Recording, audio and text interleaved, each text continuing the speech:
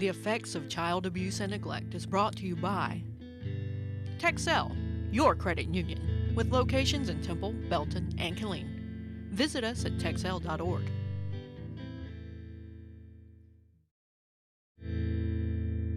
May the face of the Lord shine on you. May He shower His blessing on all that you do. May you never know anguish, sorrow, or strife. Dwell in the house of the Lord all the days of your life.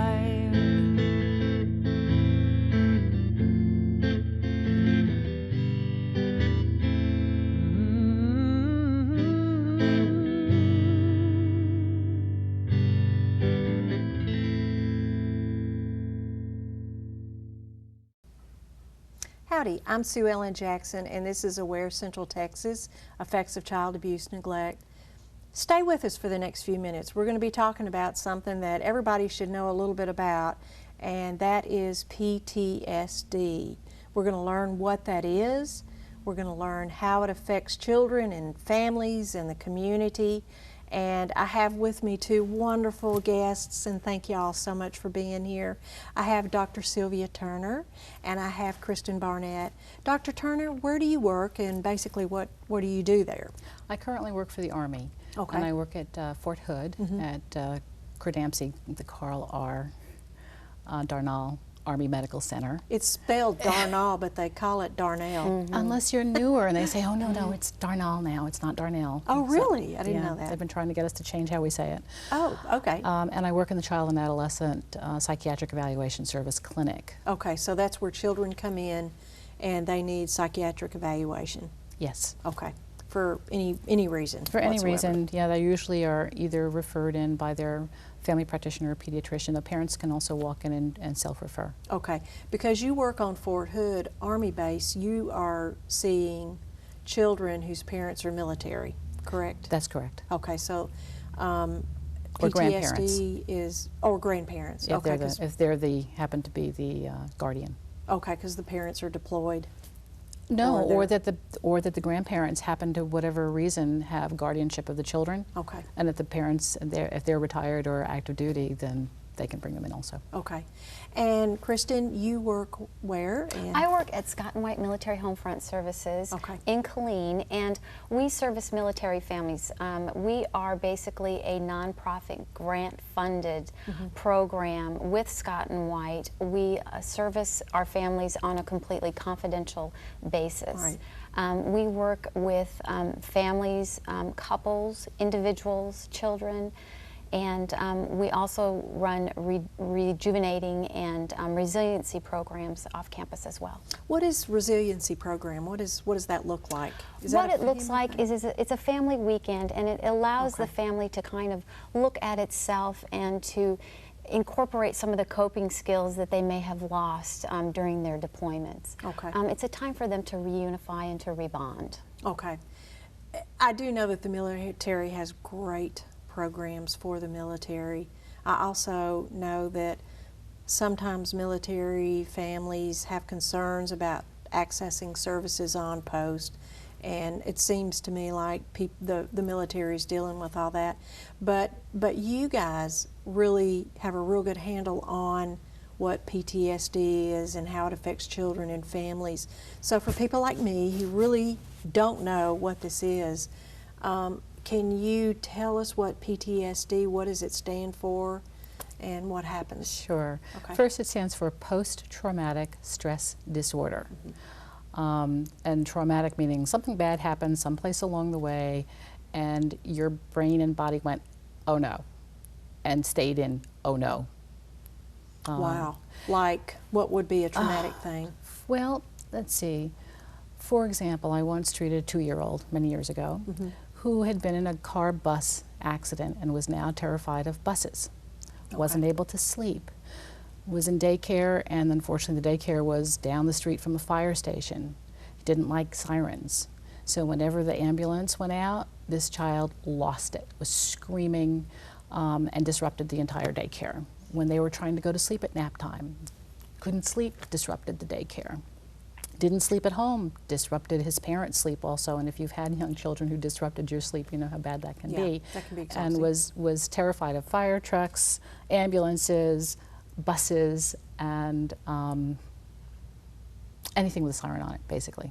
Yeah. Police So cars. you're not talking about a So- child that is attention seeking or just doesn't want to hear the loud noise. You're talking about a child that is really, really hysterical or upset.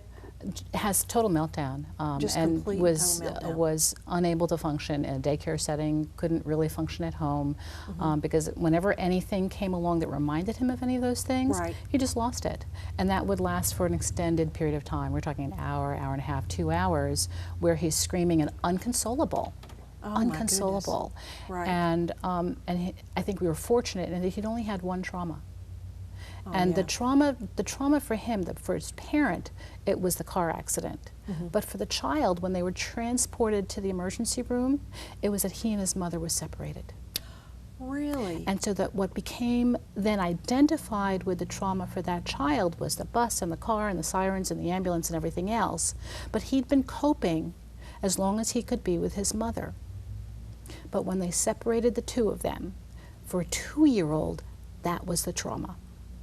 Wow. Okay, and he wasn't really severely injured. I mean, they need to pick out some, glass, and he had some lacerations and stuff. But he hadn't been severely injured. Neither was his mother, fortunately. But they could not get near that child until they happened to find his aunt, who happened to be a nurse in the same hospital. Oh, thank goodness for that. But then left over from that was because he generalized the experience to anything that reminded him of being separated from his mother. That was when he would just have a total breakdown.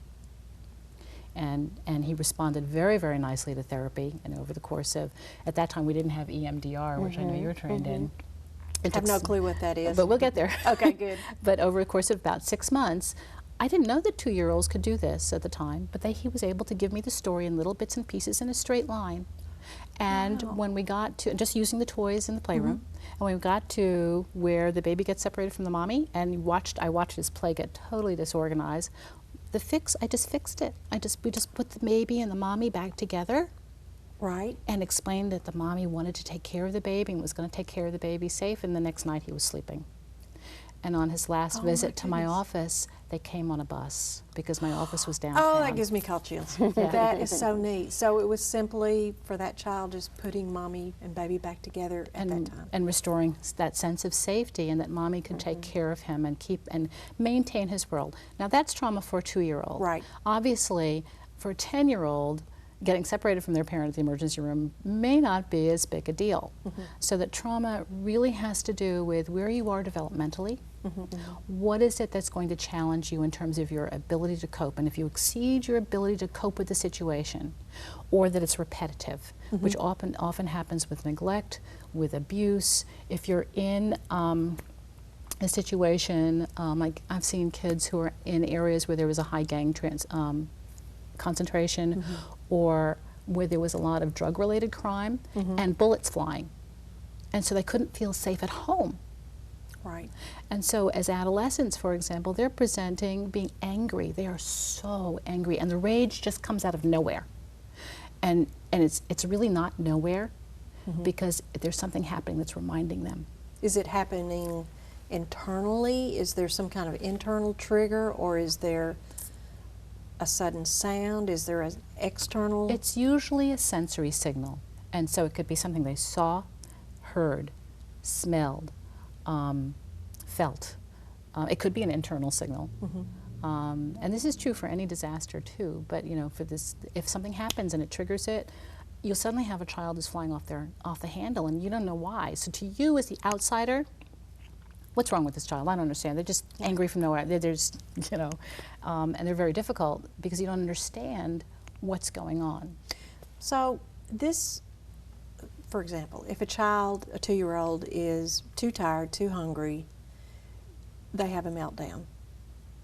This is not anywhere like that. I mean, it may possibly be the same behavior, but a child that is struggling from PTSD, post-traumatic stress disorder, there was of the 5 senses, there was something that triggered that child that put them in some kind of a hysterical state, and it takes them up to 2 hours. It can take a long time for them. Wow. It also, but those aren't the only things that are part of the PTSD syndrome, if you will, and I know you've seen this quite a bit too, but it disrupts sleep because they become hypervigilant. They're always looking for the other shoe to drop. Okay. Once you learn that the world is dangerous, your brain isn't going to forget that because it doesn't make sense to forget that. It goes up, it's dangerous. I know that this is dangerous. You're in survival mode. You're in survival mode, and you're always kind of watching for that danger to show up again, so you're on guard, you're ready. That also means, you ever try to go to sleep when you think you're in danger? Right. No. So it disrupts sleep. Yeah. School-age children, you ever try to pay attention when you may be in danger? When Listen. I never thought about it like that, but then I don't know any. I'm learning about this, so it's a lot. Kristen, you know, you both are dealing with military families, and right now we're talking about children that have PTSD. And Dr. Turner, you mentioned that children that are abused can suffer from PTSD. What does that mean? What kind of abuse would cause a child to have PTSD? Is it something that can be remedied?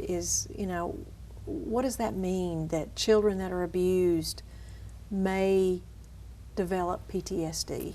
Well, I think it's important to note that PTSD lies on a continuum, and knowing that there is a complex level of PTSD and then there is more of a simple form of PTSD. Okay, so on the continuum, that would be a child that is struggling with PTSD because of incidents that happen repeatedly versus one single accident or one single incident? Every child is going to react differently from the specific traumatic incident. Okay. And it's certainly important to know at what level they are at emotionally, where are they at in their age, because there's so many critical points in age when the neurons are starting to develop. And I know, Dr. Turner, you're very well versed in brain biology, but to understand that every child is going to react completely different. And what type of incident is it? Is it happening on a continual basis where the child starts to disassociate, starts to develop adaptive processing or coping skills to overcome the trauma that happens on a daily basis? Should it be abuse, neglect, or sexual abuse? So coping skills could be misunderstood as behavior issues. Oh, yes. Okay. Let's take a break for a minute and hear from someone that has something to say about PTSD.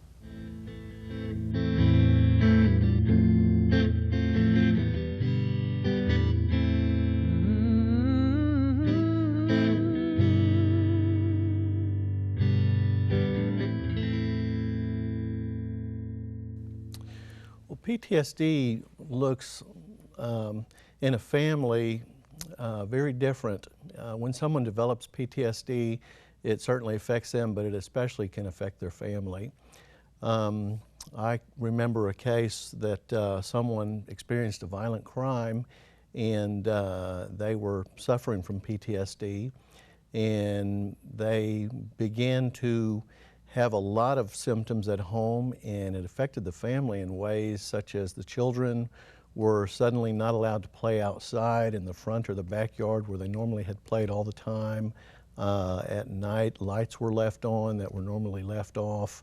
The person was having nightmares that were affecting everyone else in the house as far as hearing and experiencing, you know, what they were going through.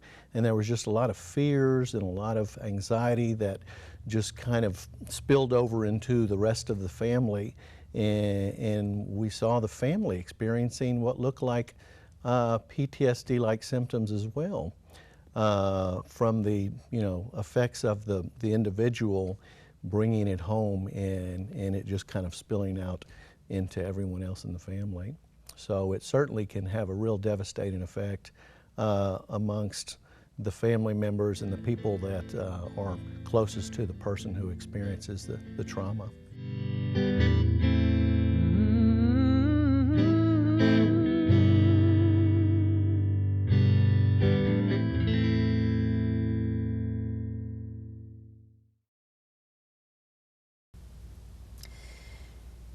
If you've been with us, you know that we've been talking about PTSD, and that stands for Post-Traumatic Stress Disorder.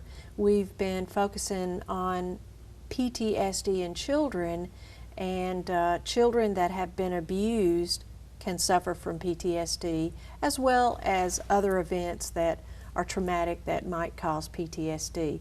But what I'm hearing from y'all is that it is something that's treatable and that you can move away from that. What we haven't talked about is parents that have PTSD. What does that look like?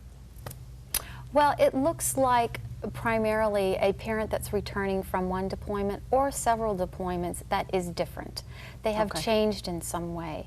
They're not fitting into the family system, the family structure as well, and children notice that immediately. They're very in tune with that. Right. The mother or the father, the non-military parent, notices this as well.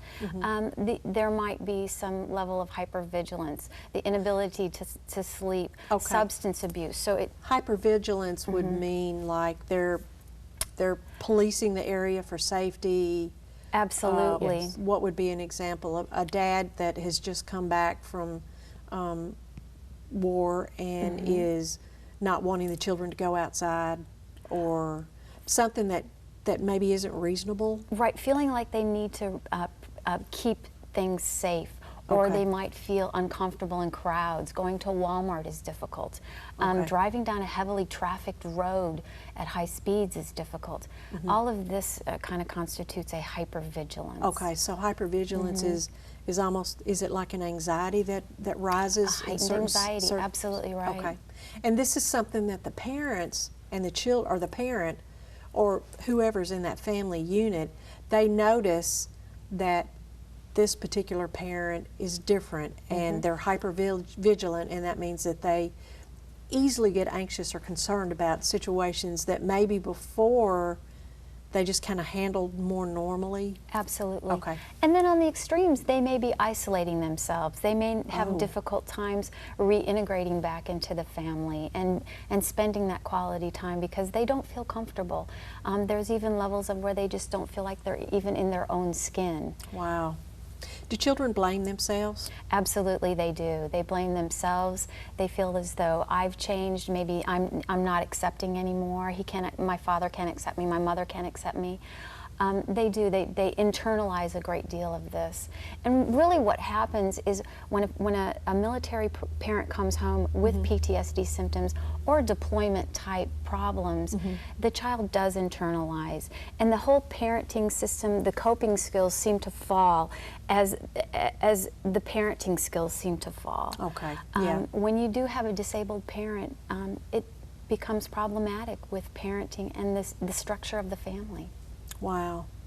So children learn parenting skills from parents that are impaired, and then that's what they're going to carry to the next generation unless there's some kind of help or Absolutely, intervention. becomes a generational type of thing.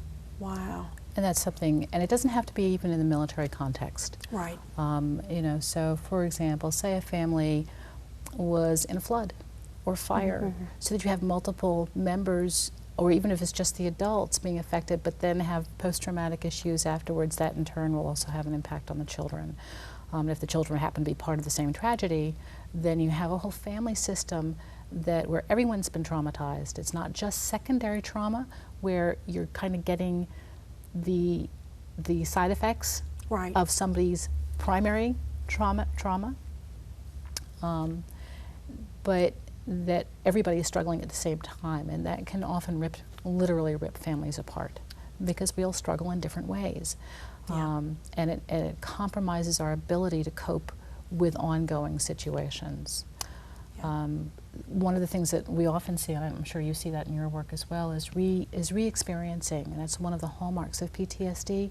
And by that, in children, what you'll see is they play out the trauma over, and it's almost monotonous sometimes. Really? They play the same thing over and over. And So like the little 2-year-old that had issues with trains and buses and ambulances, would he play that out with little toy cars? And oh yes, there was the shark and the ambulance and the police and a bus, because I made sure I had a bus there, and he all of the play. But because it was single event trauma, Right. he was able to play out the trauma in a straight line, sort of a straight line, but other children can't. Okay. You'll get it coming forwards and backwards and kind of all mixed up, but the same elements will always be involved in what the traumatic elements are. Wow. Now sometimes kids and adults can also have flashbacks where suddenly they're there. What is a flashback? Flashback is literally a re-experiencing as if you are on the spot in where it happened all over again, and you are totally oblivious to, you do not see or hear what's actually around you. It's So almost like a mass hallucination. I mean, Okay. Your Yeah. sensories are kicked in again as well. So Yeah. you're actually, at that moment, if you're having a flashback, you believe that you're in that moment again. Yes. You smell it, you feel it, you hear it.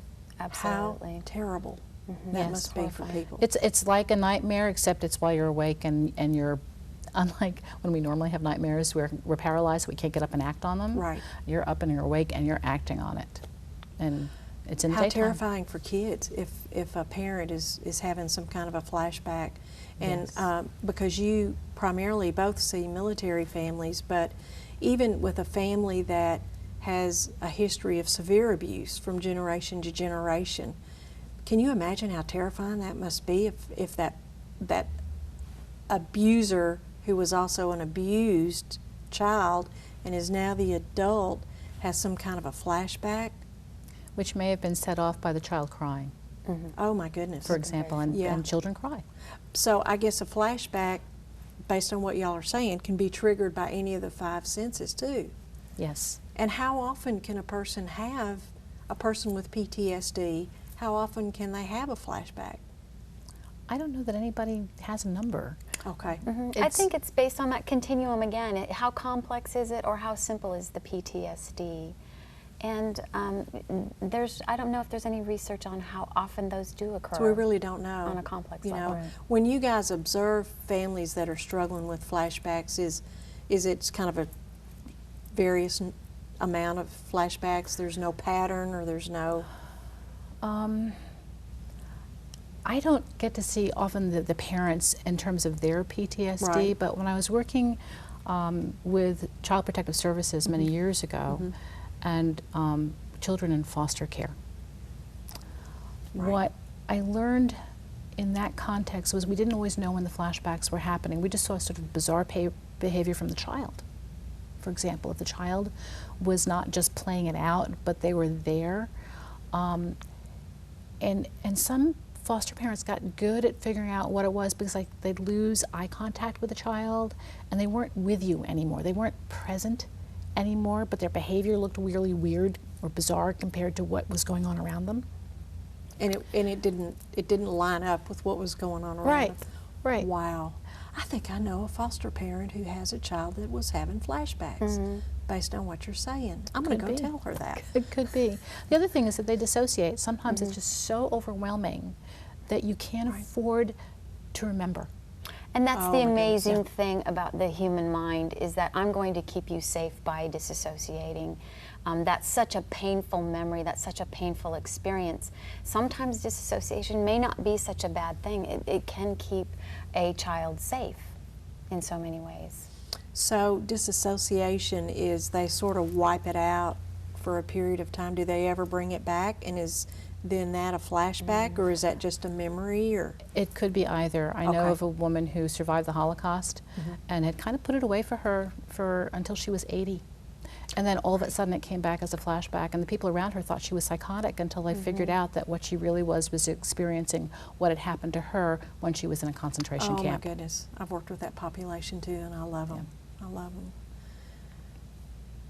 So it can be, so the problem is that post-traumatic stress disorder can happen soon after the trauma, or it can lay there sort of dormant and then come up later on, much later on, in terms of symptoms developing. Yeah. But what the brain has done in this masterful way is it's kept it all under lock and key, So you could function. so that you can function. So that's a survival thing too, isn't it? Absolutely. Yes.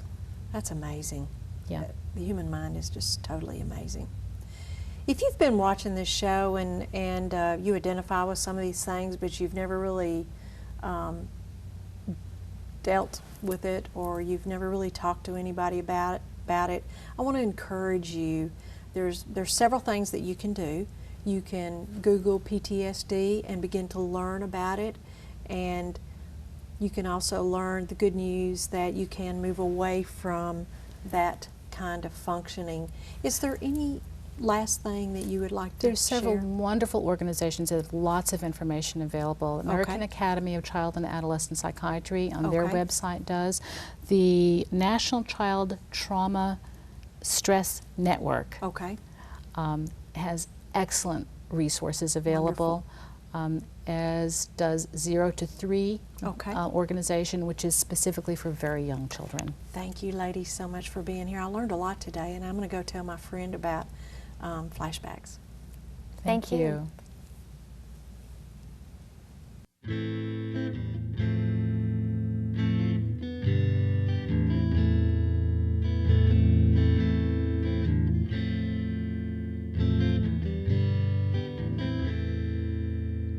May the face of the Lord shine on you.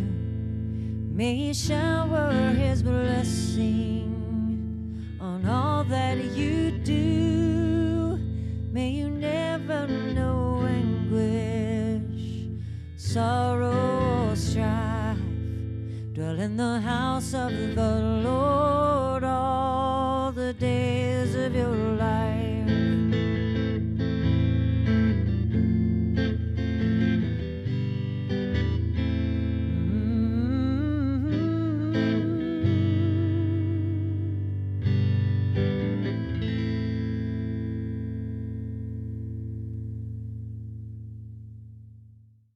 The Effects of Child Abuse and Neglect is brought to you by Texel, your credit union, with locations in Temple, Belton, and Killeen. Visit us at texel.org.